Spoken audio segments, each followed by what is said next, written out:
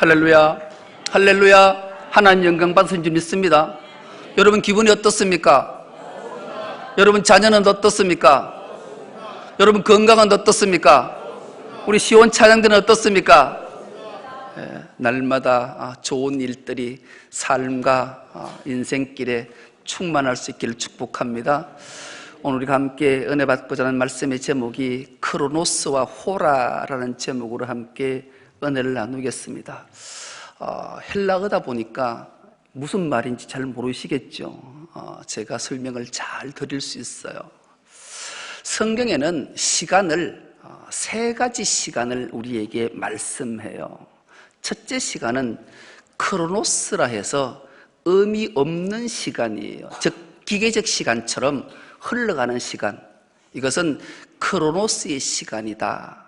다른 말로 하면 세상적 시간이죠. 세상적 한정된 시간 속에 인생을 살다가 마치는 걸 크로노스의 시간대에 산다, 그렇게 말해요. 그 다음에는 카이로스 시간이라는 게 있어요. 이 카이로스 시간은 의미 있는 시간이에요. 기회의 시간이지요. 이건 하나님을 딱 복음을 듣고 믿고 하나님 안으로 뜩 들어가면 영생을 얻는 시간, 카이로스의 시간이 의미 있는 시간이에요. 이 의미를 잘 붙잡는 것은 우리의 인생이 얼마나 중요한지 몰라요. 그 중에 최고의 시간을 성경이 말하는데 오늘 주님이 말씀하는 내 때 할 때 이때 호라라는 시간이에요. 호라는 정해진 시간이에요. 반드시 붙잡아야 될 시간이에요. 놓치면 안 되는 시간이에요. 이 시간이 얼마나 귀한지, 주님은 그 시간대에 정해진 시간에 인류의 죄를 다 짊어지고 십자가의 죽으심으로 세상을 구원하셨기 때문이죠. 그래서 그 시간은 얼마나 귀한 시간인지 몰라요. 그래서 우리가 크로노스의 시간을 살 건가, 카이로스의 시간을 살 건가, 호라의 시간을 살 건가는 늘 선택은 우리에게 있지만 오늘 하나님이 하늘문을 활짝 여셔서 우리에게 하나님의 말씀을 계시해 주시고 그 말씀에 은혜 받고 결단해서 이 정해진 시간 딱 붙잡아서 승리하는 은혜가 있기를 축복합니다. 독일의 철학자 중에 자랑스러운 철학자, 독일 사람이 여기는 게 칸트잖아요.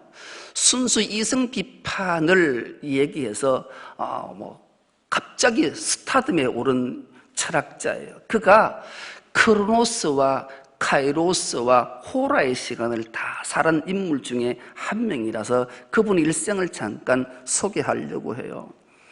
이 부모님이 믿음이 참 좋았어요. 루터 교회를 다니면서 신앙이 아주 신실해서 이 아들을 낳았는데 무려 11남매를 낳았어요. 이 넷째 아들로 이 칸트가 태어났어요.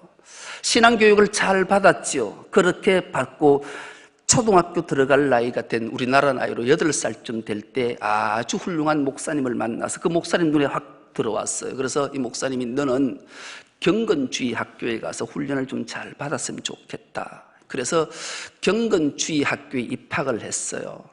그런데 여기에 입학하자마자 이 칸트는 많은 고민에 빠졌어요. 왜냐하면 눈을 뜨면 예배를 드리는 거예요. 그리고 하루 일과를 다 마치면 잠자리 들 때는 기도하고 잠을 자야 되는 거예요. 이것이 계속 반복되는 거예요. 눈 뜨면 예배, 잠잘 때는 기도. 이게 무슨 의미가 있나? 이 크로노스의 시간에 사는 자신이 너무 허망한 거예요. 그래서 기독교에 대해서 반감을 갖기 시작했어요. 실정을 느꼈어요. 그래서 후일 그는 한 책 내용에 이런 제목을 붙였을 정도예요. 소년 노예 제도다. 왜 의미 없는 그런 시간대를 살게 하냐라고 분개해서 그는 일평생 교회를 다니지 않는 유명한 인물 중에 한 명으로 기억돼요. 이 크로노스의 시간대가 얼마나 허망한가를 알게 하는 내용이었어요. 둘째, 그는 의미 있는 시간을 살았어요.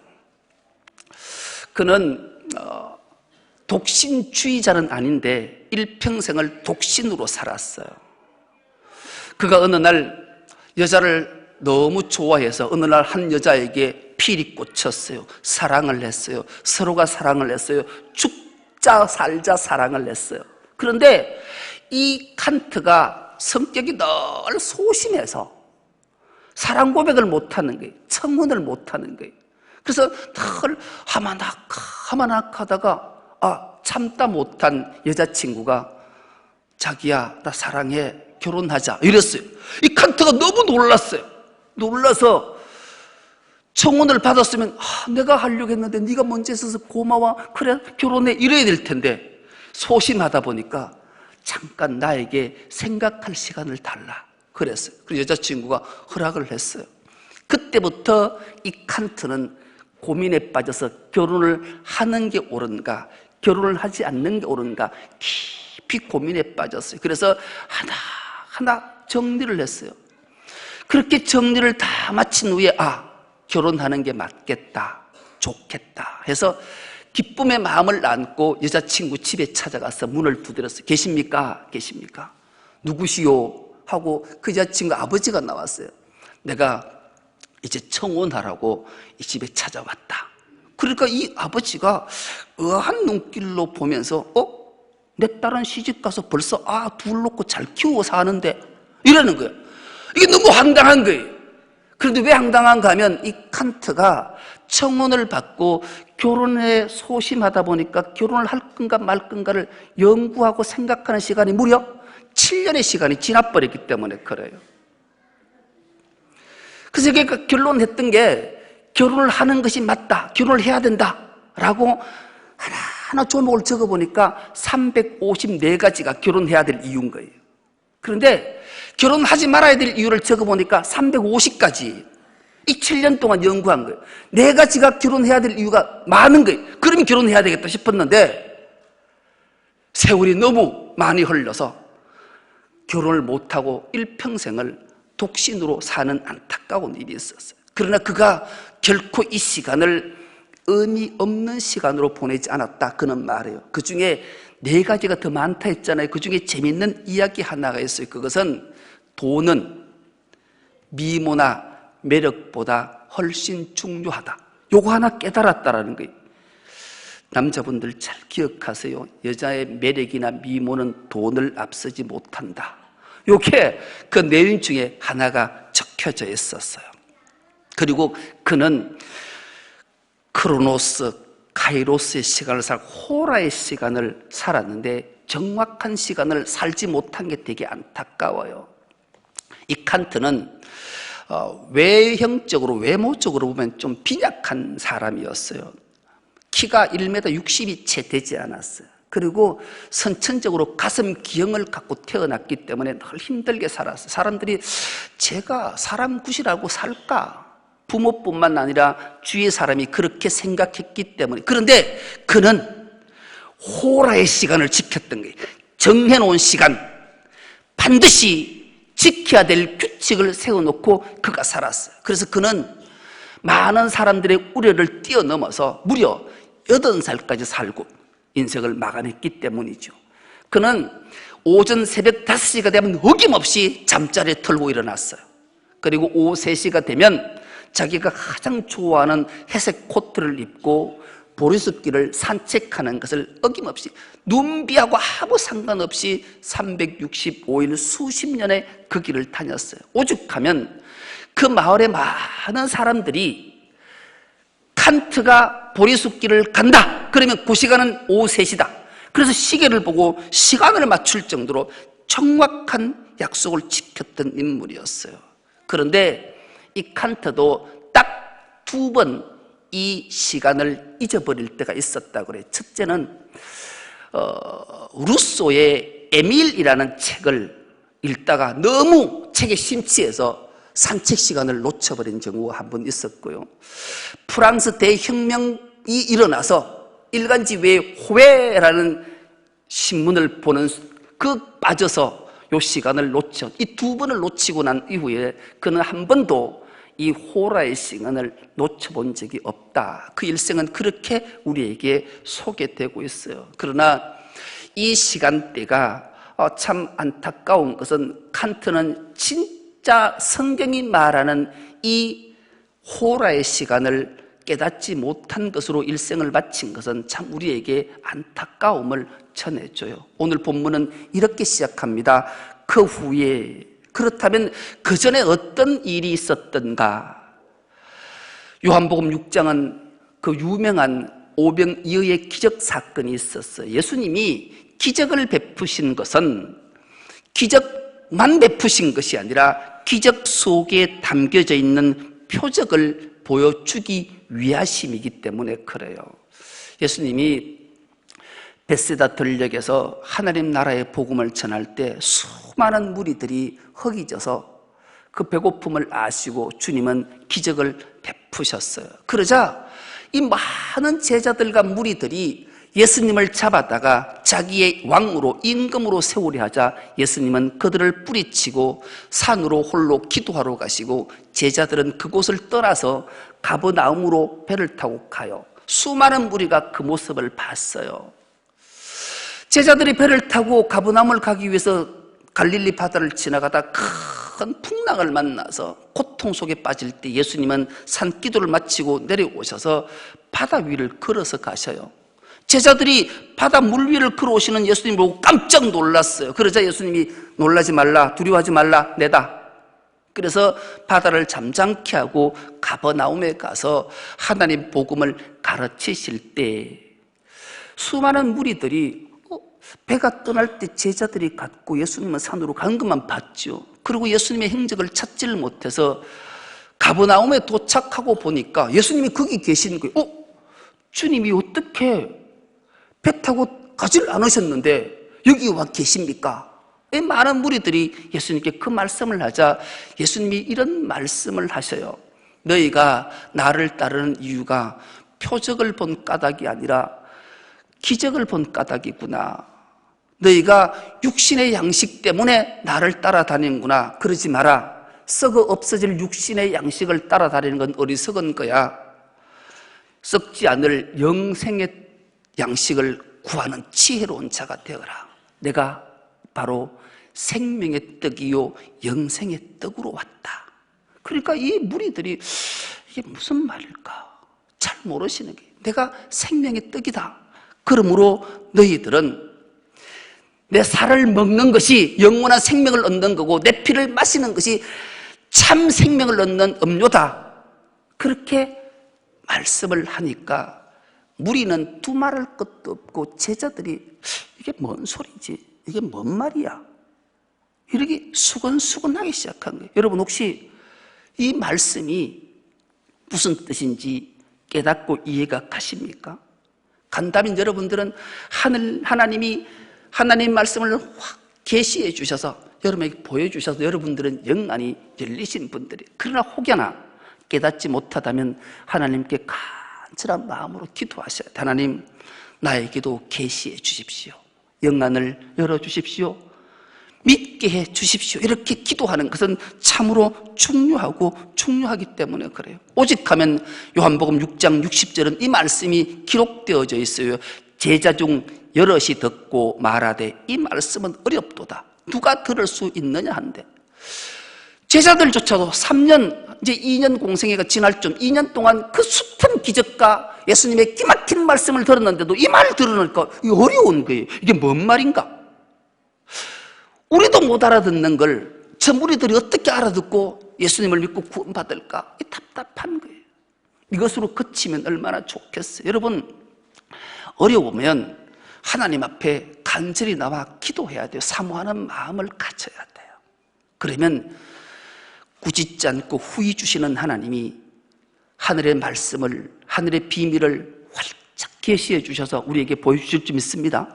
영화를 열어주실 줄 믿습니다. 그래야 되는데 이 제자들과 무리들이 예수님을 떠나요. 66절은 이 말씀이 기록되어져 있어요. 가장 마음 아픈 말씀이에요. 그때부터 그의 제자 중에서 많은 사람이 떠나가고 다시 그와 함께 다니지 아니하더라. 참 이 기회의 시간, 카이로스의 시간을 못 살고 크로노스의 시간대에 살다가 주님을 떠나가서 다시는 함께 다니지 않고 구원의 반열에 들지 못하는 안타까운 일이 생기고 만 거예요. 여러분, 무리들이 아니라 제자죠, 제자. 예수님의 제자들은 12제자와 70제자와 120제자와 500제자들이 있었잖아요. 그 많은 제자들 중에 많은 제자들이 예수님을 떠나가 버린 거예요. 카이로스의 기의 시간을 모르고 주님의 때 호라의 시간을 몰랐기에 그들은 아무 의미 없이 흘러가는 시간 속에서 자기의 유익이 없자, 자기의 만족이 없자 주님을 떠나가는 안타까운 일이 생기고 만 거죠. 오늘날 우리도 마찬가지. 신앙생활 하다가 이게 뭐지? 무슨 말인지 이해가 안 된다. 그래서 교회를 떠나가는 안타까운 모습들을 간혹 보게 되잖아요. 그럴 때 마음이 아파요. 주님의 마음은 얼마나 아플까를 생각하게 돼요. 이런 일들이 제자들 속에 또 어떻게, 그래서 주님이 이런 말씀을 하셔요. 67절부터 71절입니다. 예수께서 12제자에게 이르되 너희도 가렸느냐? 너희도 갈래?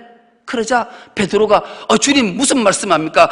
주님은 영생의 말씀이 죽게 있기 때문에 우리가 떠나서 어디로 가겠습니까? 안 가겠습니다. 우리는 주님이 하나님의 거룩하신 메시아 그리스도인 줄을 믿고 알았기 때문에 안 떠납니다. 그렇게 베드로가 말해요. 그러자 주님이 가장 가슴 아픈 한 말씀을 하셔요. 내가 너희 12를 택했는데 그러나 너희 중에 마귀 한 놈이 있다. 참 마음 아픈 소리를 해요. 그 두 말을 듣고 또 71절에 그가 가룟인 유다라는 사실을 우리에게 밝혀 보여줘요. 그 말씀을 하신 그 후에 오늘 본문의 말씀을 하시는 거예요. 그 후에 예수께서 갈릴리에서 다니시고 유대에서 다니려 아니하시면 유대인들이 죽이려 함이라. 유대인의 명절인 초막절이 가까워왔다. 이렇게 본문이 시작하고 있어요. 예수님의 공생의 3년은 4분의 3 대부분의 시간을 이 갈릴리 지역에서, 그리고 갈릴리 지역에서 또 가브나움에서 거의 3년의 공생애를 4분의 3을 보내셨어요. 그런데 누차 자주 말씀을 드렸지만 이 갈릴리 지역은 버림받고 소외받고 고통받고 가난하고 억압받고 이런 자들이, 원통과 한과 버림받은 자들이 모여서 군락을 이룬 지역이 갈릴리, 그 오직하면 유대에서 갈릴리는 이방의 땅이라 말할 정도였지요. 그곳에서 주님은 그런 자들, 인자가 온 것은 건강한 자 위에서 온 거 아니다, 가난하고 소외받고 버림받은 자를 구원시키기 위해 오셨다 말씀하기에 그 갈릴리 지역의 사역을 대부분 하셨던, 그때 이제 초막절이 다가온 거예요. 여러분, 이스라엘은 3대 명절이 있잖아요. 유월절, 오순절, 초막절. 이 명절은 반드시 많은 사람들이, 성인은 예루살렘에 올라가서 예배를 드려야 됐어요. 보통 예루살렘 지역의 도시에 5만에서 6만 정도가 사는데 이 명절 초막절이 되면 최소한 200만에서 300만 명이 몰려와요. 우리가 성지순례 예루살렘을 가보셨지만 그 도시가 별로 크지 않아요. 이게 포항만큼 크지도 않는 것 같아요. 그런데 그곳에 이 300만 명이 몰렸다고 생각해 보세요. 그러니까 그곳을 그때 어떤 일이 있었는가? 3절 이하에, 3절에 그 형제들이, 예수님이 본문 1절에는 예루살렘에 안 가셨던 이유가 유대인들이 죽이기 위해 안 갔다고 말씀하시지만 그런가? 예수님이 무서워서 예루살렘에 안 간 거 아니에요. 말 그대로 호라, 주님의 때가 이르지 않았기 때문에 안 가셨던 거죠. 그런데 이 형제들이 어떤 모습으로 주님을 대하고 있는가? 참 가슴 아픈 일들이 지금부터 일어나요. 여러분, 예수님에 대해서 반대하고 예수님에게 비난하고 손가락질하고 죽이려 했던 자가 바리새인과 서기관과 사두개인과 율법학자가 아니라 바로 예수의 친형제 자매들이 예수를 죽이려 했다라는데 문제가 있는 거예요. 그도 그럴 것이, 이해는 안 되는 건 아니에요. 왜냐하면 예수님이 우리가 잘 알다시피 이 땅에 태어날 때 그 동생들이, 남자 동생만 4명이 성경에 기록되어져 있고 여자 동생도 있었다라고 기록되었으니까 최소한 7남매 이상은 되지 않았을까 해요. 그런데 어느 날 나이 30이 돼서 아버지도 일찍 돌아가셨고 홀어머니 밑에서 그 7남매를 막 힘들게 키우는데 30이 되면 이제는 입지 뜻을 세워서 가족을 돌볼 나이가 엄마 버리고 동생들 다 버리고 가출을 해버린 거예요. 아니 형제들 동생들 기분이 어땠을까요? 배신감은 이루 말할 수 없을 거예요. 그래서 가출을 했으면 성공하거나 잘 돼서 좋은 소문이 들리면 얼마나 행복하겠어요. 그런데 들려오는 소문은 미쳤다라는 거예요. 아니 형이 가출해서 이상한 행동을 하고 미친 행동, 귀신 들린 행동을 한다 소문에. 그러니까 어머니가 이게 아닌데 찾아가 보자. 그래서 다 동생들을 다 이끌고 무럭무럭 가요. 그런데 예수님이 어느 집에서 무리들과 제자들을 가르친다는 소식을 갖고 그 집을 찾아갔어요. 근데 막 집에 막 사람들이 운집해 있어서 파고 들어갈 수도 없는 거예요. 그래서 밖에서 막 소리를 질렀어요. 그러니까 제자 중에 하나가 나와서 당신 누구요? 그러니까 저기 예수가 내 아들이다, 우리 형이다, 우리 오빠다, 좀 불러둬. 그래서 제자들이 예수님께 와서 선생님 바깥에 어머니하고 당신 동생들하고 누이들이 밖에서 찾습니다. 그래서 예수님이 정색을 하고 말씀하네요. 누가 내 어머니며 누가 내 동생이냐? 놀랐어요. 그 얘기들을 어머니와 동생들이 다 들어요. 그리고 예수님이 그 유명한 말씀을 하시잖아요. 내 어머니는 내 아버지 뜻대로 행하는 자라야 내 어머니요 내 동생들이다. 이 얘기를 들은 동생들의 기분이 어땠을까요? 여러분은 그렇다면 어떻게 생각하셨겠어요? 그리고 더구나 30년 동안 장난치고 별짓 다 했는데 어느 날 나이 30살이 딱 되더니만 다 모여봐라. 가족을 다 모여 앉혀놓고 중간에 딱 앉아서 사실은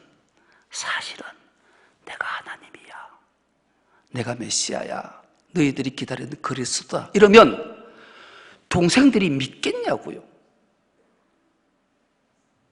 그런데 본인은 자꾸 동생들 입장에 무슨 헛소리 딴소리 하는 거예요. 그러자 오늘 3절에 그렇게 말, 예수께서 이르시되 당신이 행한 일을 제자들도 보게 여기를 떠나 유대 예루살렘으로 올라가라. 그 200~300만 모였을 때 당신이 하나님의 아들 메시아 그리스도임을 드러내봐라. 이 비아냥거리는 동생들의 얘기를 들어요. 그 이유는 5절에 보면 이는 그 형제들까지도 예수를 믿지 아니함이러라. 예수를 믿지 않는 거예요. 그러자 예수께서 그 유명한 말씀을 하십니다.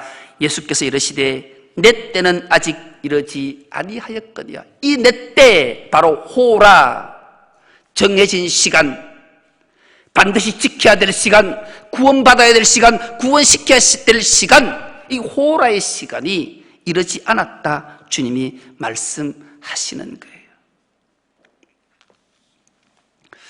여러분, 우리가 신앙생활 하다가 실족하고 넘어지고 원망하고 불평하고 하나님을 떠나는 이유 중에 하나는 내 시간 자꾸 크로노스의 시간대에 카이로스의 하나님의 시간, 호라의 시간을 이끌어 오려는 욕심 때문에 일어나는 일들이에요. 우리는 신앙생활 하다가 어려운 일을 문제를 딱 만나면 주님, 지금 주님이 필요합니다. 주님 진짜 필요하다니까요. 내가 힘들다니까요. 죽을 것 같아요. 절실해요. 지금 도와주시면 난 넘어져요. 무너져요. 주님 제발 좀요. 이거 해결해 주세요. 그렇게 주님 앞에 아뢰다가 주님의 응답이 없으면 칸트처럼 내가 헛세월 사는구나. 하나님은 허구구나. 그렇게 원망하고 주님을 떠나는 경우들이 참 많아요. 그래서 신앙생활이 어려운 거예요.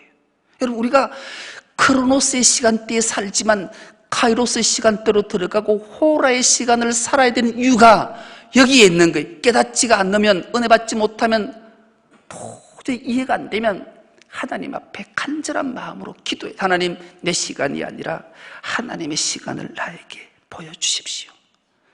그것을 알게 하는 시간 내용이, 사건 기록이 성경에 참 많아요. 대표적인 한 사건을 소개하면 그래요. 출애굽 사건을 우리가 되짚어보면 그래요.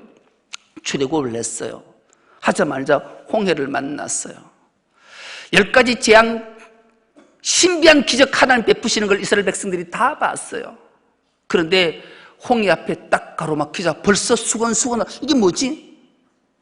아니, 이런 10가지 기적을 다 보여주시나 놓고 여기 수장시키려고 그러셨는가? 이게 뭐지? 이게 뭐지? 그들이 웅성웅성 우왕좌왕해요.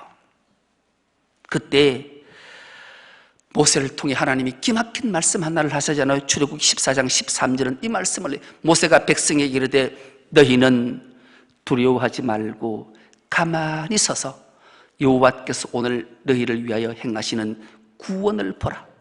오늘 본 애굽 사람들을 영원히 다시 보지 아니하리라. 이 유명한 말씀을 하십니다. 그리고 모세가 홍해를 향해 바다의 손을 쫙 펴자 큰 강풍이, 동풍이 불어서 바닷물을 다 마르게 하고 육지처럼 건너게 하고 그를 따라왔던 말과 말탄 자들을 다 수장시키는 기막힌 모습을 봐요. 그렇게 출애굽 홍해를 건너서 이 감격을 안고 출애굽기 15장에 가면 모세뿐만 아니라 백성들과 미리암이 찬양을 막 토해내요. 내가 여호와를 찬송합니다. 그 영화로우심이 위대합니다. 말과 탄자를 바에 던지심을 우리가 봤습니다. 그래서 여호와는 나의 힘이 되십니다. 나의 노래이십니다. 나의 구원이십니다. 그렇게 노래를 했던 그들이 얼마 가지 않아 목이 마르다, 배가 고프다, 원망을 쏟아내자 주님은 또 만나와 메추라기를 주시고 구름기둥과 불기둥으로 인도해요. 그래서 출애굽기 17장 1절에 딱 가면 그들을 하나님께서 르비딤에 딱 진을 치게 하셔요. 이 르비딤이라는 말이 안식처, 새 힘을 얻는 시간, 원기 회복의 땅, 그런 뜻이. 쉬는 장소와 원기 회복을 주는 땅이 르비딤이. 그런데 장막을 딱 치고 나니까 먹을 것도 없고 마실 물도 없어요. 그러자 원망을 막 쏟아내요. 여러분, 하나님은 전능하신 분인 줄 믿습니다. 믿습니다. 전지하신 분임을 믿습니다. 하나님이 모세에게 르비딤의 진을 치라, 장막을 치라 했으면 그곳에 물이 없음을 모르고 실수해서 진을 치라 하셨겠어요? 아니, 하나님은 물에서 유를 창조하시는 분이란 말이죠. 그런데 인간들은 크로노스의 시간 속에 살다 보니까 이 호라의 시간, 하나님의 시간 모르는 거예요. 적기를 모르는 거예요. 그러니 모세를 원망했다, 하나님을 원망하잖아요. 그러자 모세가 기도했고 하나님은 그 모세에게 이런 명령을 내리시죠. 저 바위를 향해 물을 내라. 근데 모세가 너무 얼마나 속상했던지 지팡이를 들고 그 바위를 내가 물을 내라, 내가 물을 내라 2번 쳤다가 그 모세의 혈기로 가나안 땅에 들어가지 못하는 안타까운 일이 생겨났던 사실을 우리는 기억해요. 여러분, 우리 인생길에 갈증을 만날 때, 아, 이건 내 시간대의 갈증이구나. 하나님의 시간대의 갈증을 어떻게 풀어주실까? 하나님 앞에 기도하는 결단이 있는 은혜가 있길 축복합니다. 그러셔야 돼. 그러면 하나님이 우리의 시간대에서 하나님의 시간을 우리가 보여주기 때문에 우리가 신앙생활은 하나님 앞에 우리의 시간의 포커스를 맞추는 거예요. 그래서 하나님은 기가 막힌 은혜로 우리를 이끌어 주시기 때문이죠. 주님의 때는 지금이 아니라 오늘을 구원할 그때 6월절 때에 십자가를 지시고 인류를 구원하시는 그때를 향해 주님이 걸어가시는데 그건 모르고 자꾸 우리의 때에 우리를 위해서 주님을 도구로 사용하고 싶은 어리석음 때문에 하나님의 마음을 아프게 할 뿐만 아니라 영생을, 복락을, 구원을 누리지 못하는 안타까운 일이 우리에게도 생겨나기 때문이죠. 우리의 절박함 속에 하나님이 다 아셔요. 그리고 하나님이 가장 필요한 때에 가장 적기 적기에 호라의 때에 하나님이 이루어 주실 줄 믿고 우리가 신앙생활할 때 이런 일들을 만날 때마다 하나님 앞에 간절히 기도하십시오. 하나님 영안을 열어주십시오. 계시해 주십시오. 믿게 하옵소서. 하나님 말씀 앞에 순종하며 나가게 하십시오. 그러면 반드시 호라의 적기에 하나님이 우리의 모든 문제를 해결해 주실 줄 믿습니다. 그날을 사모하며 승리하는 우리 모두가 될 수 있기를 간절히 기도합니다. 하나님 아버지, 고맙고 감사합니다.